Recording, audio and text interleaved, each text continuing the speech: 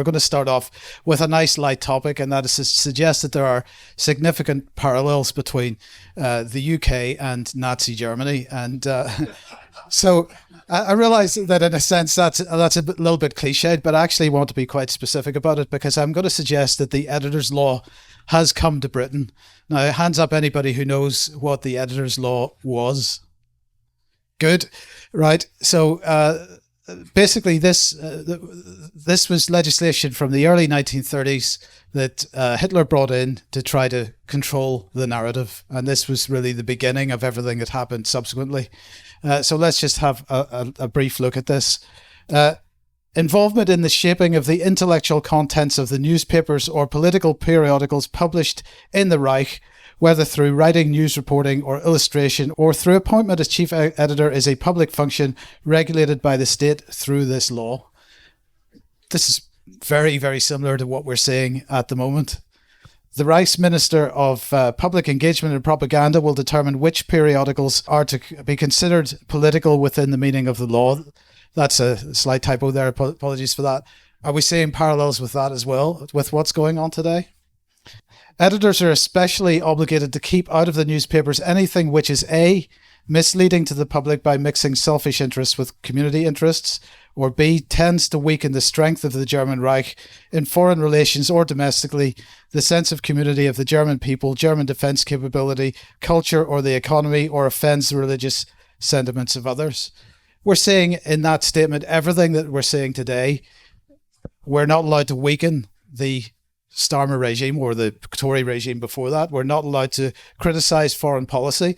We're not allowed to in any way undermine the sense of community of the British people.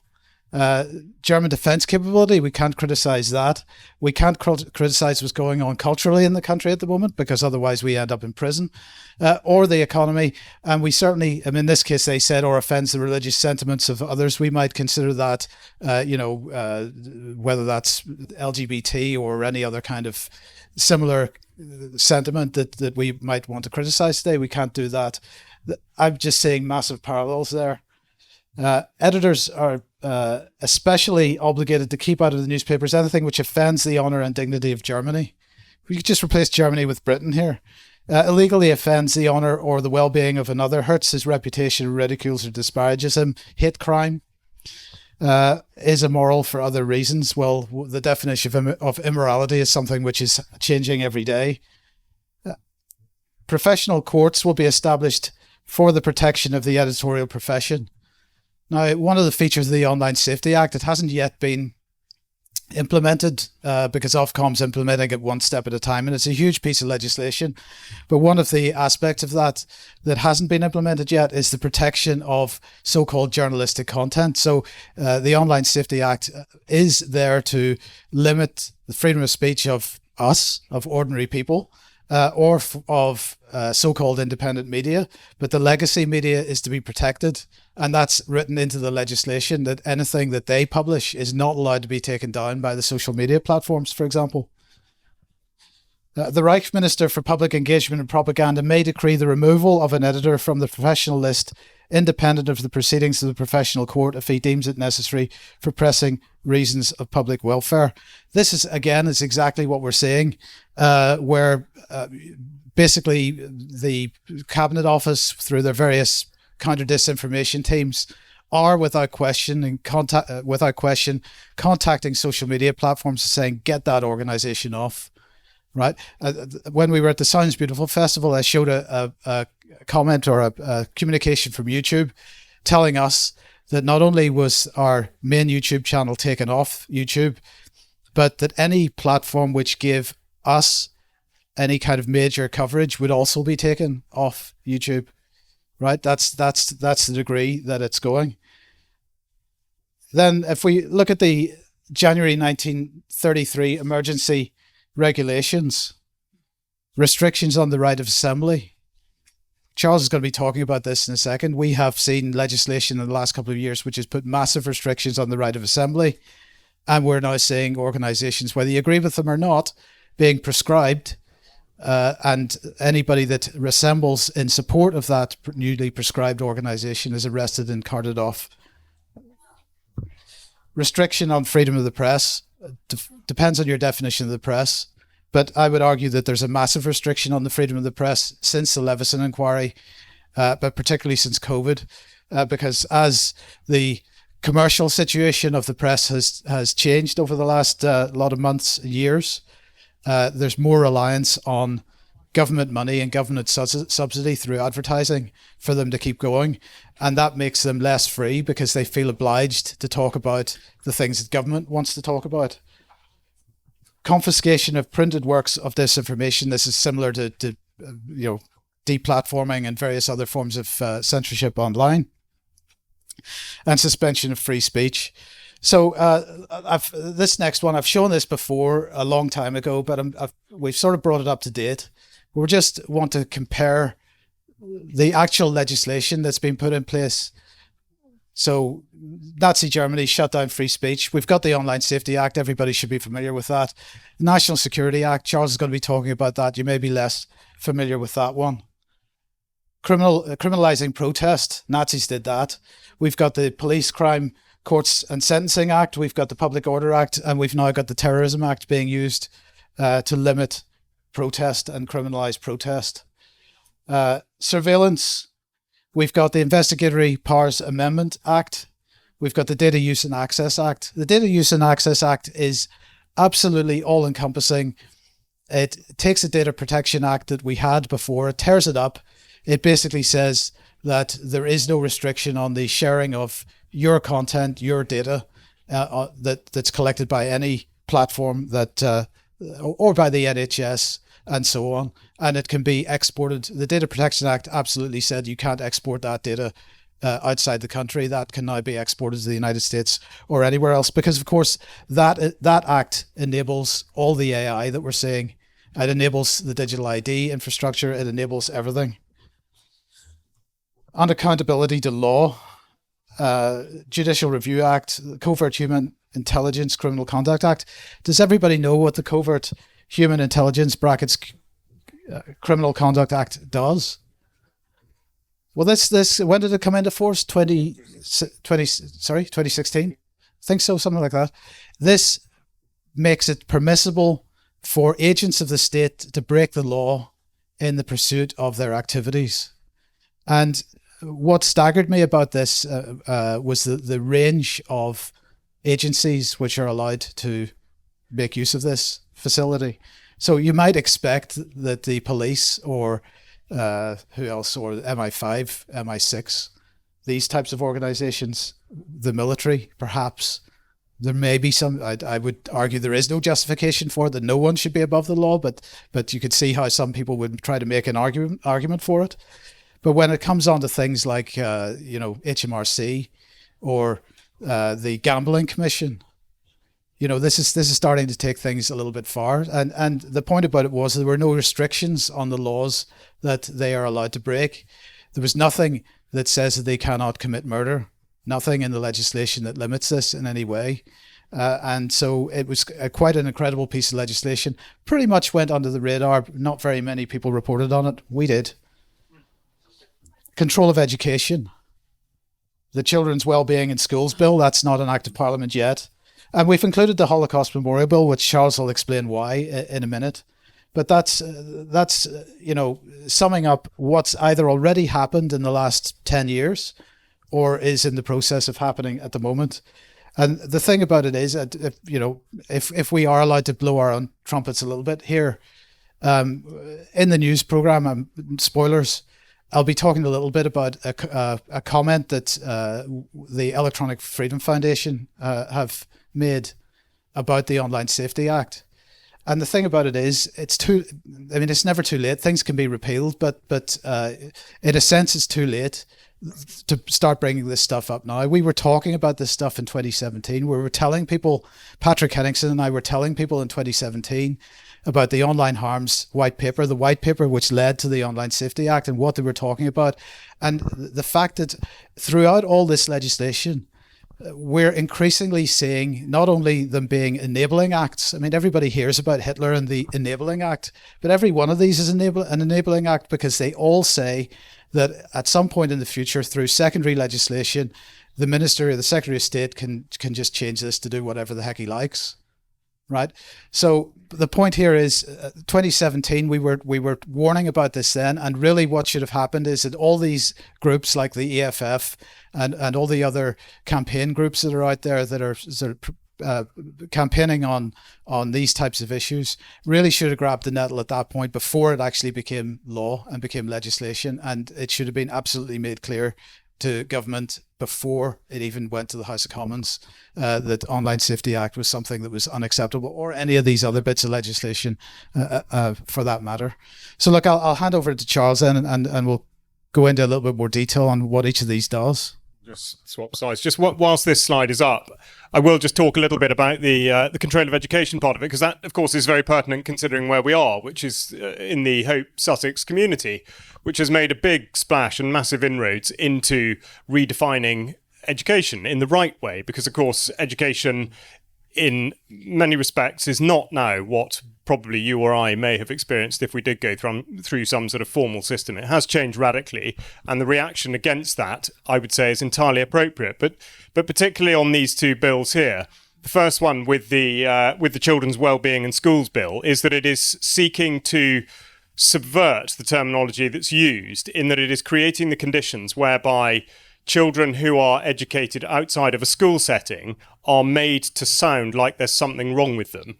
So that's how this is being reframed. It's as though it is appropriate for children with special educational needs that can't be met in a school system to be brought out of it. And the reason for that is because when you create this idea that the child effectively has special needs, then in comes the state to be able to surveil and monitor what is happening in the home. That is effectively the way in which that piece of legislation is playing out, and needs to be kept a very close eye on.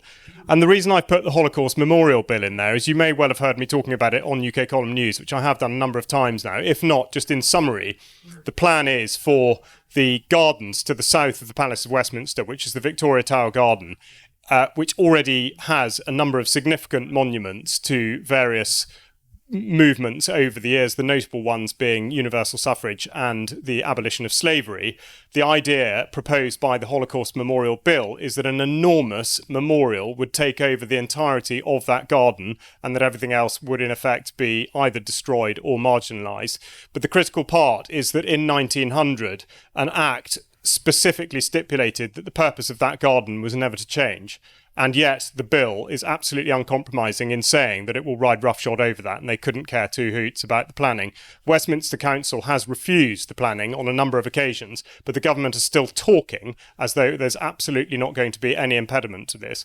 Now, if it weren't concerning the Holocaust, and there weren't the focus on Israel and Palestine as there currently is, then perhaps this wouldn't seem like such a talking point. But the thing is, there is. So it is enormously relevant. The other point to bring out, which you may or may not be aware of, is that the only point written down in law concerning the curriculum is that the Holocaust must be taught in schools. That is the only thing in the entire curriculum that must, by law, be taught in schools. Okay, so there is no doubt that there is absolutely a cause for concern. And as Mike quite rightly points out, whenever a prospective piece of legislation is drafted, you have to look at it with a critical eye and think, why is that written like that? What is it about those particular terms that enable such and such a thing to happen? And an example here, which is being pushed through at the moment now in the police, what will be the Policing and Crime Bill. This is the reason I've chosen this particular image is because it concerns, in this instance, something called a respect order. But you may or may not be familiar with the increasing prevalence of what are described as orders. So whether they be, for example, a public spaces protection order. Now, you might know this as the abortion buffer zone. So this enables local authorities to create a zone in which something may be either mandated to happen inside it or to be precluded, to be pushed out from it. And this is under the idea that an order can be created in order to either make something happen or prevent it from happening. Now, the particular point of law that makes it so troublesome, and respect orders are absolutely case in point, here saying they're concerning nuisance, which obviously in itself is not yet criminalised, but is soon to be, it allows provision for either local authorities or the police to set conditions whereby somebody may end up becoming a criminal without actually committing a criminal act, which is a very dangerous thing to do. And I'll just explain how that works. With a respect order, in order to avoid what they're describing as nuisance behaviour, somebody who may have been reported for such and such a behaviour that does not meet the threshold of a criminal sanction, so therefore there's no crime report, there's no criminal activity, but they have a respect order imposed upon them in order that they don't create nuisance, whatever that's supposed to mean. If they then breach that nuisance, or that respect order, there is then a criminal sanction. But you see, the breach of the order might simply be to go to an area or not go to an area. So that in itself is not a criminal act. And this is exactly how these sorts of orders are coming out. The other one would be the Serious Violence Reduction Order, which says that it's designed to reduce knife crime. In actual fact, in order to have such an order placed on you, you do not have to have ever been involved in knife crime. There's not time to explain exactly the details about this, but this is a very, very disturbing progression. The other thing, which is, again, sort of in a way at a different end of the spectrum, but the Planning and Infrastructure Bill, hailed by Angela Rayner as being the way in which, the plan, Labour's plan for the future, plan for change is going to be radically developing this, that and the other. Okay, but two fundamental points with this and how it bears relation to the constant refrain that we are doing this in a sustainable manner and it's all about the United Nations Sustainable Development Goals and all the rest of it. Actually, what it does is it grants carte blanche for a number of different authorities to take what is or could be valuable farmland and put any sort of development that falls under the broad term of planning and infrastructure on it. Now, it gets worse because as if farmland and farming wasn't already under enough threat, the Planning and Infrastructure Bill specifically removes what's called the development premium. So ordinarily, if farmland was, and in my view shouldn't be, but if it were to be sold for development of, say, housing, it might attract a development premium of approximately £1 million an acre, which clearly as a landowner is a significant return. The Planning and Infrastructure Bill enables a type of compulsory purchase that means that they buy at agricultural price, so therefore average maybe £7,000-8,000 an acre. Okay, so if you think of how that dramatically affects landowners who are told, right, mate, we want to stick a wind farm there, we want to stick a hospital there, whatever it is, and they are only going to recoup £7,000 an acre as opposed to £1 million an acre, just gives you an idea of the devious way in which this is done.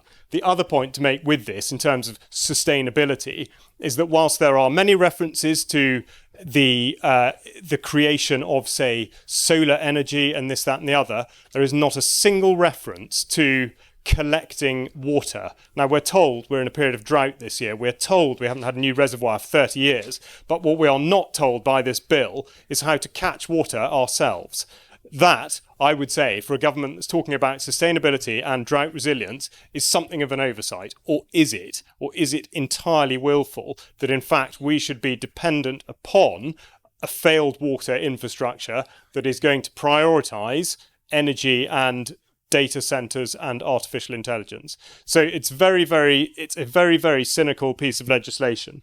Now, another thing, again, that we've talked about a considerable amount is what became known really colloquially as the precision breeding regulations. And again, this is on the environment concerning farming, but actually it doesn't just concern that, it concerns all of you, because it is what you may end up eating if you don't pay attention to this kind of thing. So this is setting the conditions for the production of food, or at least what is going to be called food, that is produced in a sense artificially. Now, they try to sell it by saying that this is merely an abbreviated process of what is traditionally known as either selective breeding or hybridization, which means to try to magnify the optimal characteristics of a particular species, whether it be plant or animal. You would breed it over the years in a particular way to end up with a plant or an animal in a particular condition.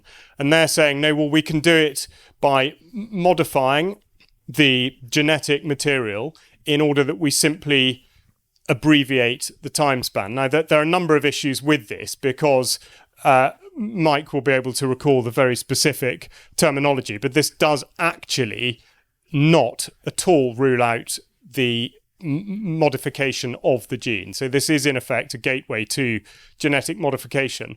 There are also not sufficient provisions at all to prevent spread if this is conducted, particularly in a plant setting. The parameters, or at least perimeters, that are set up to deal with any cross-pollination, cross-contamination are totally insufficient.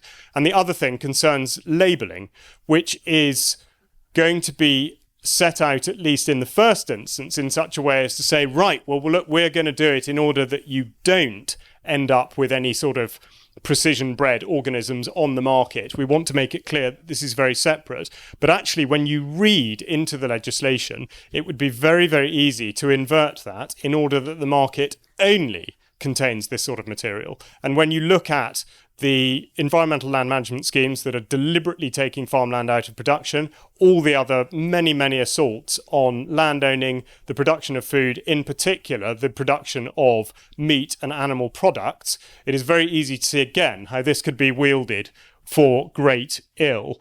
Now, very quickly, I think this will also be brought up in the news programme, but insofar as what can you do? Yes, very quickly, petitions by and large get thrown in the bin. However, they do provide an audit trail. They also enable us to look out of our window and see how many other people think what we're thinking. And in this instance, over 500,000 people have now signed the repeal the Online Safety Act bill. So if you haven't done that, I would really encourage you to do that. Sorry, Safety Act. So there absolutely are actions. And in terms of actions, the other thing I just want to close off by saying, and then I'll just hand to Mike if he's got a couple of concluding remarks, is we talk a lot about the legislation that is there, how it gets manipulated, the stuff that's coming down the pipe, what we have to be aware of. But how about the things that no one ever bothers with? The Foreign Enlistment Act 1870. Do you remember the time when Liz Truss, in her 15 minutes as Prime Minister, said, by the way, if you want to go to Ukraine and try and kill Russians, I will absolutely support you? Okay, she didn't say those precise words, but she absolutely did encourage British nationals to enter into the fray, and that she supported that. Now, the Foreign Enlistment Act 1870 absolutely expressly prohibits that kind of conduct because, technically at least, we are at peace with Russia. So to enter into or to enlist in the armed forces of a foreign nation that is in conflict with a country that we are at peace with is against the law unless you've had the express permission of the monarch. I know for a fact, because I've asked both the Home Office and the Foreign Commonwealth and Development Office, that nobody has had such permission. And yet we have people like Jack Lepresti, the former Conservative MP, promoted by all the media organisations as going out and handling heavy weapons in Ukraine. Actually, he has a desk job, but that's by the by. So isn't it amazing? You know, the law is there to be picked and chosen as appropriate. Now, the other one, again, pertinent going back to the point about the Middle East, is the International Criminal Court Act 2001, under which Section 52 makes it very, very clear that if in any way you support, as an individual or as an organisation, conduct ancillary to genocide, crimes against humanity or war crimes, you, by association, are guilty of those offences. So every single member of at least the current government and the last two governments should fall foul of this piece of legislation. It is conveniently forgotten. I should just say, actually, sorry, going back to the Foreign Enlistment Act, people have tried to say, well, that's from 1870. Yes, you know, no one was around then. Doesn't really matter anymore, does it? Which is an interesting one because, of course, the Offences Against the Person Act was written in 1861. And I'm pretty sure that if someone came and punched me in the face, that would still carry some sort of effect.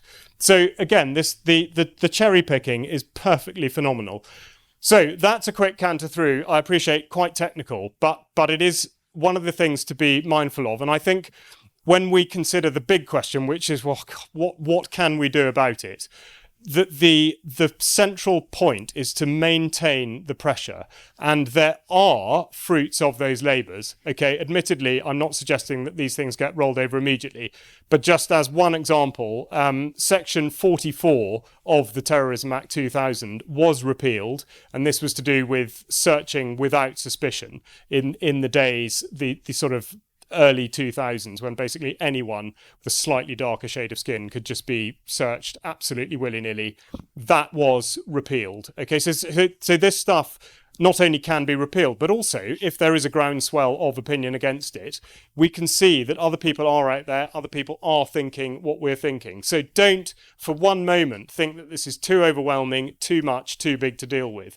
Absolutely it's not, but we do need to talk to each other and inform and report back as to how we've got on and see the pressure. As an example, look at what Yvette Cooper has had to do in the last couple of weeks. She's written in The Observer, she's written an effective justification of why she absolutely had to prescribe Palestine action. Now, does that suggest that somebody has made a confident decision as a Home Secretary and knows she got it right? I don't think so. Mike, any concluding remarks? Okay, well, look, we've probably got 5-7 minutes or so for questions. If anybody has anything that they would like to ask about that, or if that was all a bit much, then 5 or 10 minutes to sit there in complete silence and just absorb it. But sort of up to you. If anybody would like to ask, we'd be delighted to hear. Oh, sorry. Increasingly, AI makes it difficult to know what's the truth in social media news platforms. And whilst I regard highly UK column, can you just explain where you get your information and how it's validated? Absolutely. I mean, in very simple terms, from the source. So if there were, and actually that's a really, really good point. First of all, not just about AI, but about the sort of Chinese whispers, the use of social media and the way in which stuff gets incredibly badly misreported. And I'm not going down the Mariana Spring route with this, but this is a really, really important point, because it's very easy for something to be, simply referring to something as an act when it's still a bill, or, just changing the wording or missing a wording. It's very, very easily done. And I'm not suggesting that there's a deliberate intent there, but in as far as we're concerned, we would always go back to the source. So if it concerns legislation, and it's in draft form, you would go to the Parliament website and you look at the latest iteration of that and any amendment that's there. So if it can't be substantiated by the source document, in that we can't find it, we would request it, and if it pertains to government or indeed sort of associated agency, then to go to them to ask them as a valid media inquiry, which again raises a really good point, because you would think that a response to an organisation in a media capacity should be, there should be no bias. But of course, sometimes there is. Sometimes one doesn't necessarily get the response that you should or would if you were working for the Times or the Telegraph or whatever. And indeed, their threshold for dealing with follow-up questions, certainly in my experience, is that you will get switched off a lot sooner than you would if you were apparently in support of whatever it is they're doing rather than questioning it. But the short answer is the source. And this is where AI and social media and Chinese whispers can be a proper disaster. I would just add to that and say, if you're watching UK Column News on the UK Column website, as opposed to the other platforms, we always publish the show notes underneath, which include all those primary sources that we've talked about during the programme. But increasingly, if you look at our written content, as we have always done, by the way, NewsGuard and some of the other so-called fact checkers claim that we don't do this, but of course we always cite the information that we're talking about in hyperlinks in the article. Now, on the mainstream press now, you will see that they no longer do this. They self-reference. So you'll see, they say something about Plymouth and they'll hyperlink the word Plymouth, and that takes you to a page that lists all their content about Plymouth, rather than taking to the information about some information that you might find useful about Plymouth, or that references the thing that they're talking about. So they are removing source material. They'll talk about reports where such and such an organization has published a report about such and such a subject, but by the way, you can't read it for yourself because we're not going to give you the link to it, and it'll be impossible to find, right? Trust us. And that's what the BBC and the mainstream media are all about now, is trust. And we're saying, no, don't trust us. Trust yourselves. We're giving our interpretation, our analysis. We're not saying we're right, but here's the primary source material. You decide. And if you think you're wrong, you come back and tell us why we're wrong. And that helps us and that helps you. So that's the way it should be, in my opinion. Thank you. The only other thing I would add, just to understand fully the very, very cynical environment, which is sort of just outside of us, is that Twitter, X as it's now apparently called, has absolutely a bias towards content that does not include links. So if something is put out there, say a screenshot which purports to be about, something that's happened or something where you would absolutely want to check the source, it is algorithmically much more likely to go far further if there's not a link substantiating the particular point than if there was. So it looks very obviously like this is deliberately to muddy the waters. Okay, so there are many ways in which this, the whole system is deliberately designed to throw you off the scent. Any more questions?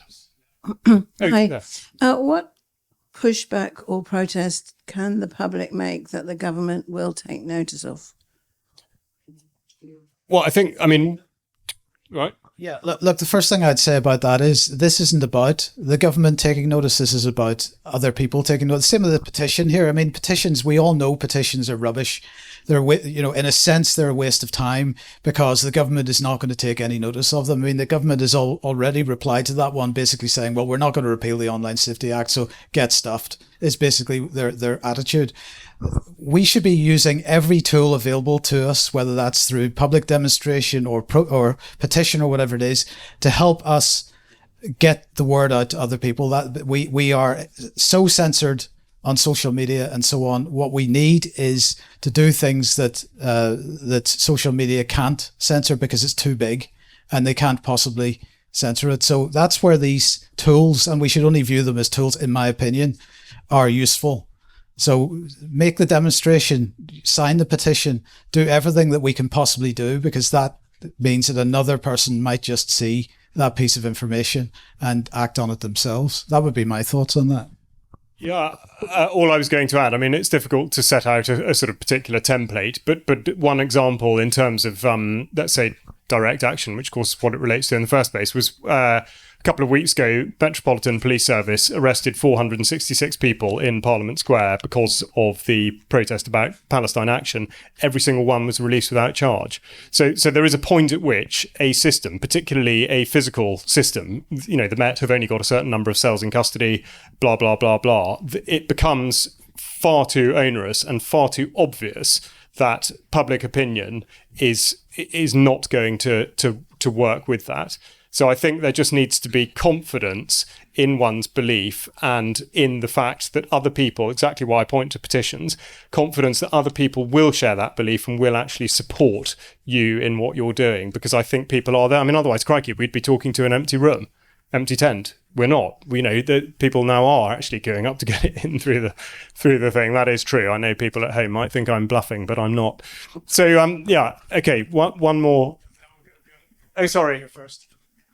See if this works. Oh yeah. So I fell for my first AI hoax on YouTube, where it said Starmer had taken money that he shouldn't, and the Supreme Court had ruled that he had to step down. And I thought, sounds too good to be true. So I still put it on Facebook.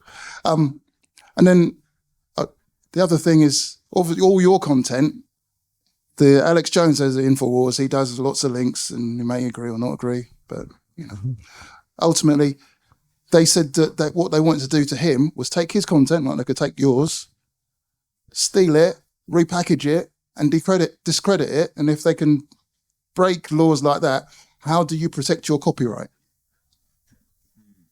Well, that's a very good question, and there is no way, because as you probably know, the AI companies are hoovering up all kinds of copyright content at the moment to so-called train the AI, and this is resulting in court cases in the United States, in the UK, everywhere, and so far they are generally being won by the AI companies. On AI, I would just say, this is going to be something which is going to become very, very hard for all of us in the not too distant future. It's already hard because there's so much AI generated content already starting to appear on social media platforms, which is hard to identify as being, and that's why always going back to the primary source is important. And so we should be sharing material, but we should be absolutely careful about how we're sharing material and what material we're sharing. And it's very attractive to, if something is apparently really hard hitting and is exciting, and maybe it shows somebody up, like Starmer up, as being the criminal that he might be, then obviously we want to share it. But that's the point where we should be saying to ourselves, hold on a second. And it is a common criticism of the column that it takes us ages to cover a particular topic.